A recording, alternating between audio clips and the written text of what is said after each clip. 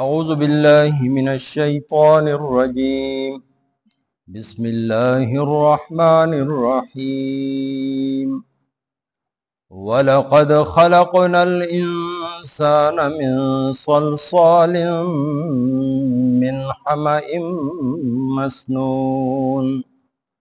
والجان خلقناه من قبل من نار السموم وإذ قال ربك للملائكة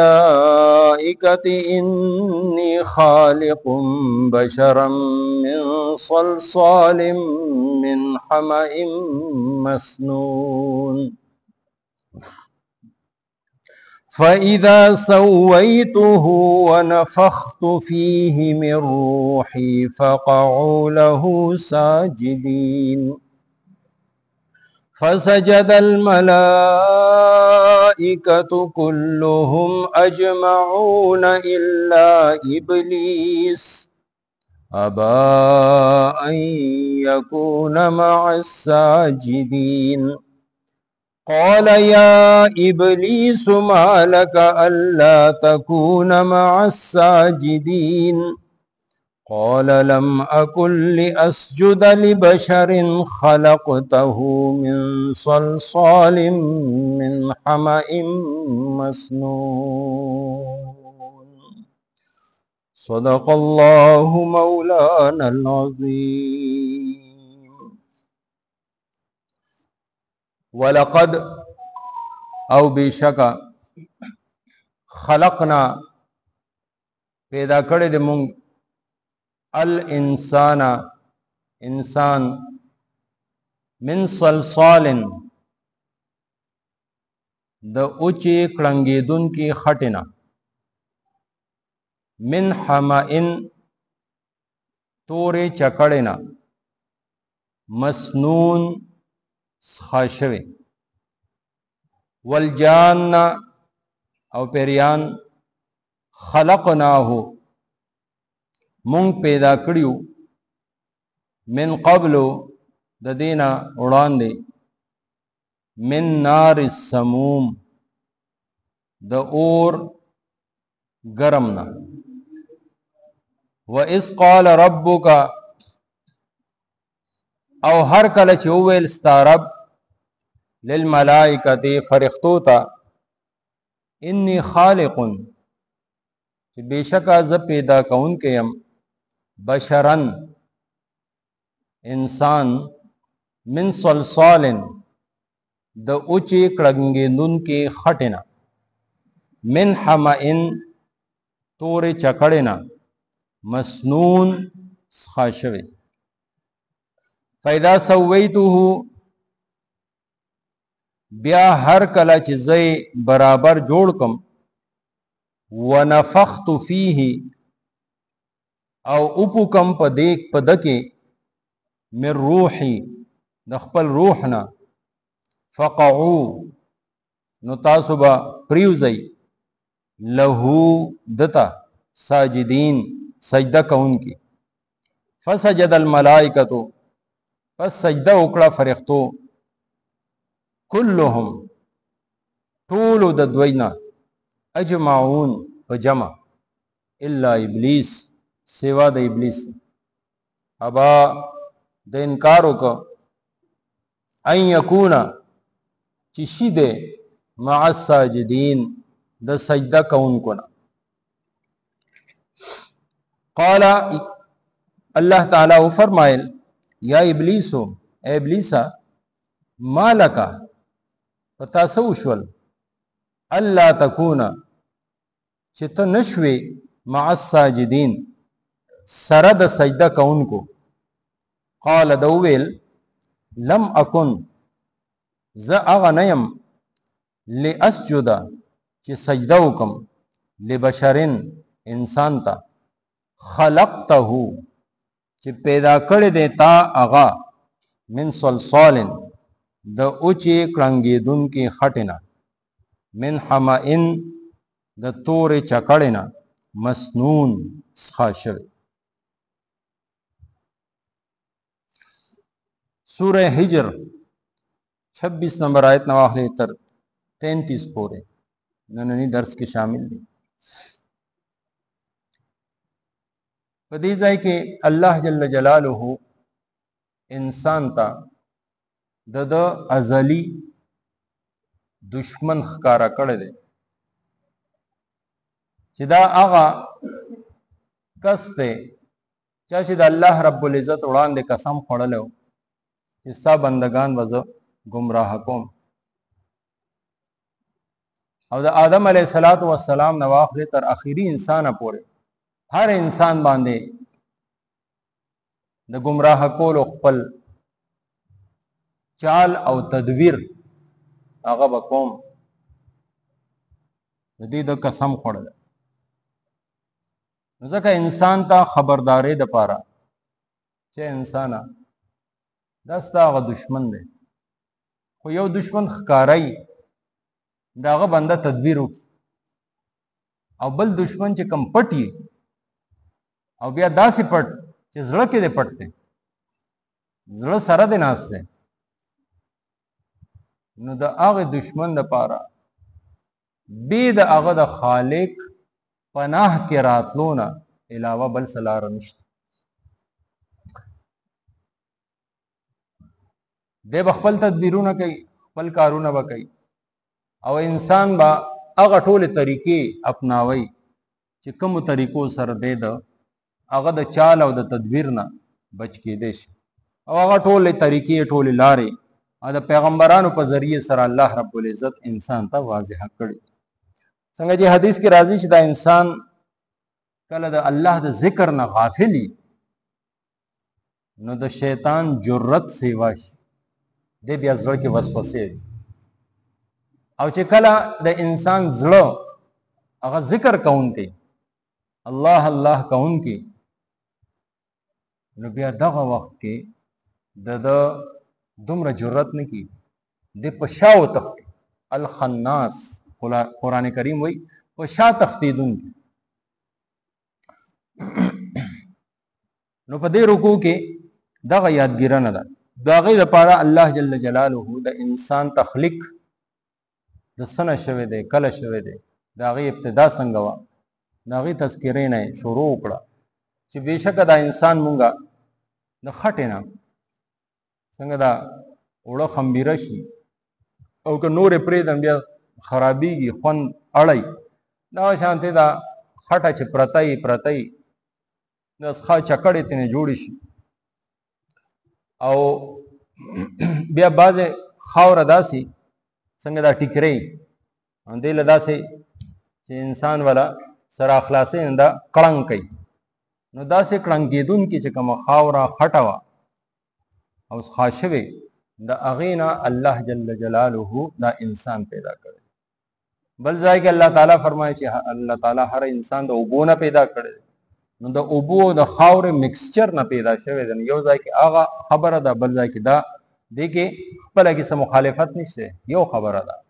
خو هلته کې د هغې تذکره وه، خو بنیادي چې کوم انسان دی د خاورې نه پیدا دی، خاوره پکې غالبه وه، او بیا هغې نه پس انسانانو افزایش نسل مخکې کېږي، د هغې نسل کېږي نه د اوبو نه. نو دا تفسیر هم کېدی شي. بهرحال الله رب العزت انسان پیدا کړ، خو د دې انسان نه ډېر مخکې الله جل جلاله د پیریانو تخلیق کړی. نو ځکه چې کله د فرښتو مخې ته د انسان خبره راله، نو د هغې زړه کې دا خبره پیدا شوه چې انسان له خو الله رب العزت د دې پیریانو نه هم سیوا صلاحیتونه ورکړي. د پیریانو د ځمکه چې د شر او د فساد نه ډکه کړې ده، دا انسانان هم اکه کارونه به کوي، وینې به ویي، یو بل سره به جنګ جګړې کوي. هغوی دا اعتراض هم ډېر بد نه و. نن که مونږ وګورو دغه حال دی. الا ماشاءالله د الله داسې بندگان چې هغوی د الله رب العزت په خاص حفاظت کې دي، حصار کې دي، هغوی د دې څیزونو نه بچ. نو الله رب العزت ارشاد فرمایي چې دا انسان پیدا کولو نه ډېر وړاندې مونږه یو بل مخلوق پیدا کړو او هغوی ته پریان یا جنات ویل شي او هغه د داسې اور نه د اور د هغې تپ نه یا د اور د هغې شغلې نه د هغې د لمبې نه بل ځای کې د دې معنی کړې ده بې لوګي اور نه یعنی داسې اور چې هغې کې شعله وه اوچتوالی و خو هغې کې لوګې نه و د هغې اور نه الله رب العزت انسان نه مخکې ډېر مخکې دا پیریان پیدا کړي نو چې کله الله رب العزت دا انسان پیدا کو نو فرښتو ته خپله اراده ظاهره کړه چې فرښتو زه انسان پیدا کوم بشر پیدا کوم او دې انسان کې دواړه صفات دي د پیریانو صفات پکې هم دي ملکوتی صفات یعنی د فرښتو صفات پکې هم دي د کې چې بیا کم سیزونه غالب راځي د به هغه انجام که شیطانی خصلتونه د باندې غالب رالل نو انجام به که شیطانانو سره او که د فرښتو کم صفات دي هغه پکې غالب رالل نو بیا د کوم انجام دی او د الله رضا ده جنت دی فاذا سويته ونفخت فيه نو بیا فرښتو ته ارشاد وفرمایلی شي چې کله زه دې جوړ کم او بالکل برابر یې کم ونفخت فيه من روحي او خپل روح پکې وپوکم روح څه دی دا د الله حکم دی چې دا حکم تر څو پورې دې بدن کې دی دا بدن ګرځي هم ګوري هم اوري هم خبرې هم کوي ناسته پاسته هم کوي وده کېږي ویښېږي او چې دغه حکم څنګه د دې بدن نه جدا شه بیا دغه بدن ته موږ لاش وایو میت ورته وایو جنازه ورته وایو روح باره کې مشرکینو د نبی علیه الصلاۃ والسلام نه سوال کړو نو د هغې په جواب کې سوره کهف نازل شوی و 3 سوالونه و چې ذوالقرنین څوک دی اصحاب کهف څوک او روح څه دی نو پوره سوره کهف نازل شي هغې کې یو آیت راغلی روح باره کې یسألونک عن الروح تا نه د روح باره کې تپوس کوي قل الروح من امر ربي دا د الله حکم دی الله حکمونو کې یو حکم دی وما اوتیتم من العلم الا قلیلا خدا ورسره ارشاد و فرمایل چې تاسو ته دې معمولی غونډه کې علم درکړی شي ځکه دې کې به زیات سوال جواب نه کوي بس دې باندې دا انسان دې ځان پوهه کی چې زما دې بدن کې جان دې او دا سا اخلي حرکت کوي ژوندې دې نو دا دې کې روح دې او چې کله دا روح ته نه ووته الله دا حکم ته نه ووته بس دې بیا مړ نو دنیا کې موت چې ورته مونږ وایو مرګ ورته وایو هغه د روح او د بدن یو بل نه جدا کېدل دي او بیا دینه بعد دغه روح یا علیین کی یا سجین کی خو د دې انسان د بدن ته واپس دې راوګرځول شي او دنه سوال او جواب کیږي په قبر کې هغه ټول سيزونه برحق دي ثم یمیتکم قران کریم کې راځي چې الله تعالی بتا سو مرګ در کی ثم یحییکم بیا به ژوندې کی ثم الیه ترجعون بیا به هغه پسې ځي بیا به هغه په دربار کې پیش کیږي نو څنګه چې انسان دا دنیا کې راغله ده نو د مخ کې شکم مادر کې رحم مادر کې ودا نو مور په ګیړه کې او اتنه هم یاشنه بعد د دنیا ته راغله ده خدا هم د دنیا ژوند ده بالکل دا شانتي دا قبر دا د مور ګیډه ده او د دې میاد سور ده سرګ پټېدو نه واخلې تر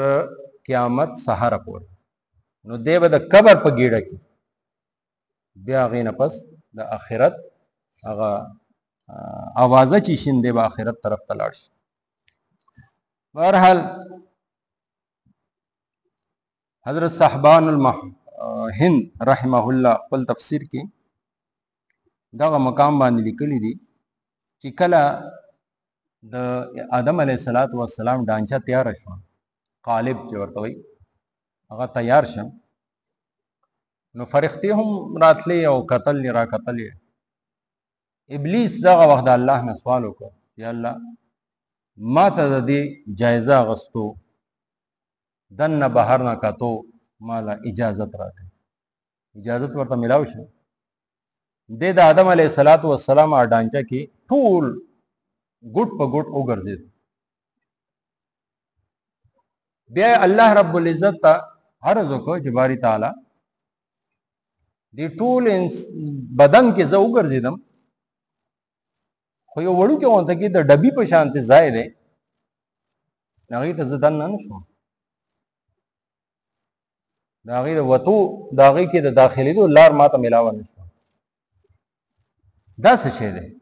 نو الله جل جلاله ورته ارشاد وفرمایه چې دا د دې انسان قلب دی، د ده زړه دی. د دې د وتو او د داخلېدو بس یو لار ده، او دا ما خاص ځان دپاره جوړ کړی دی چې دې کې به زه یم، او که زه پکې نه یم دا به علي چې زما دشمن او زما غیر په دې کې. نو چې کوم انسان په دې قلب کې په دې زړه کې زما غیر وساته هلته کې بیا زه نه ځم. ها چې زما د غیر نه د قلب او د زړه خالی که نو بیا دا زما کور. فقعوا له ساجدین، فرښتو ته حکم وشي چې تاسو به دته سجده وکړئ. یعنی چې کله د حرکت شروع کی روح پکې راشي نو بیا به تاسو سجده وکړئ. د فرښتو د مجلس کې د پیریانو نه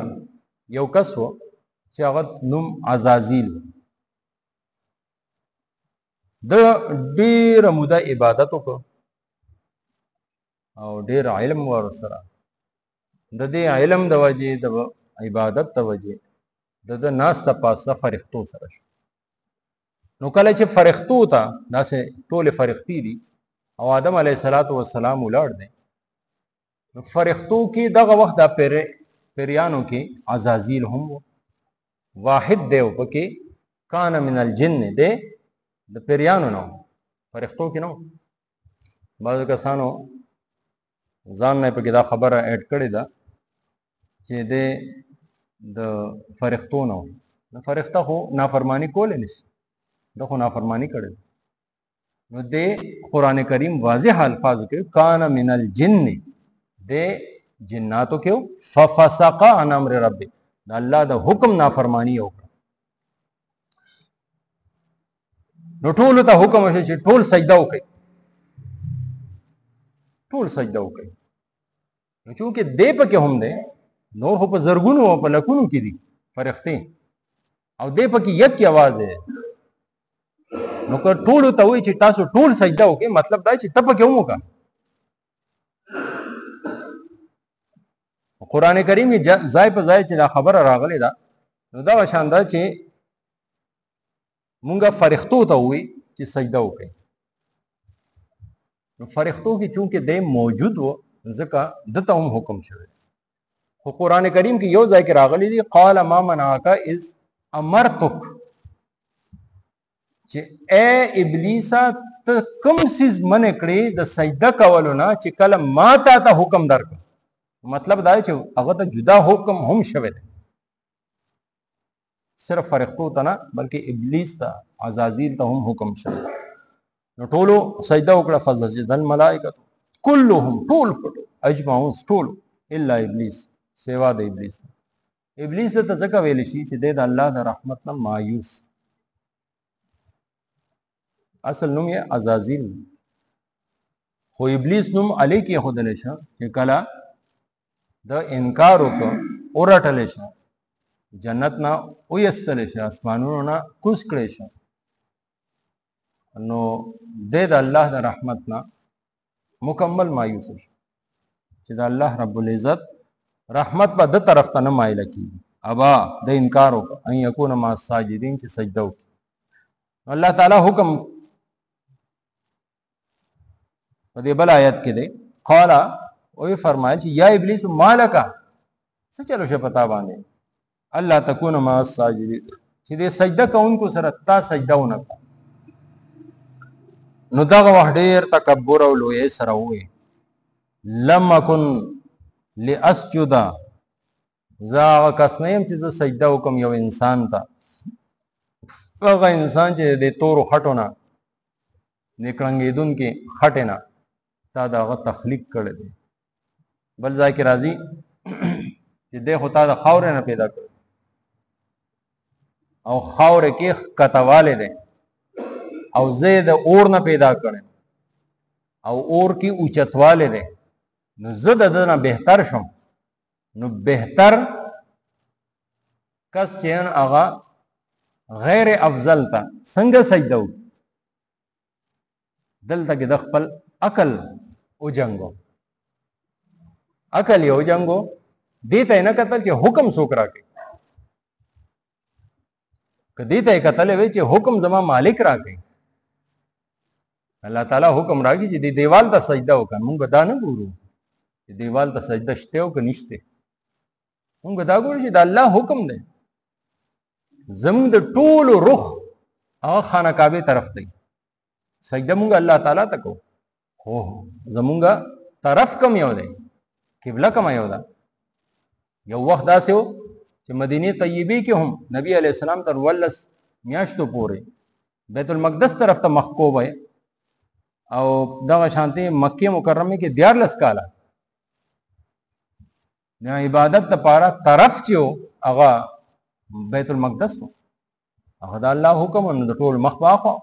بیا د الله رب العزت حکم په مسجد د دغه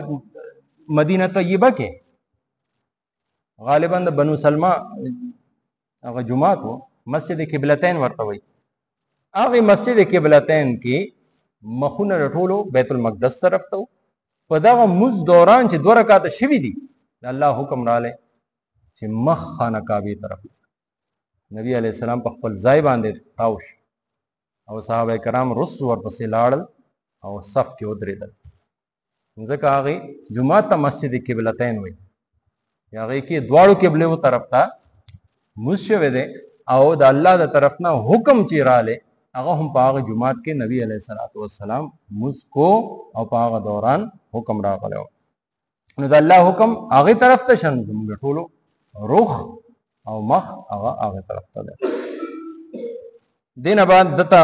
د الله د طرف نه څه حکم وشو انشاءالله آینده آیتونو کې به الله تعالی دې ماله تاسو له ټولو مؤمنانو له په قرآن او سنت باندې عمل کولو توفیق راکړي ولقد خلقنا او بېشکه پیدا کړی دی مونږه الانسان انسان من صلصال د اوچې کړنګېدونکې خټې نه من حمئن تورې چکړې نه مسنون څښا شوې والجان او پیریان خلقناه مونږ پیدا کړیو من قبلو د دینه وړاندې من نار السموم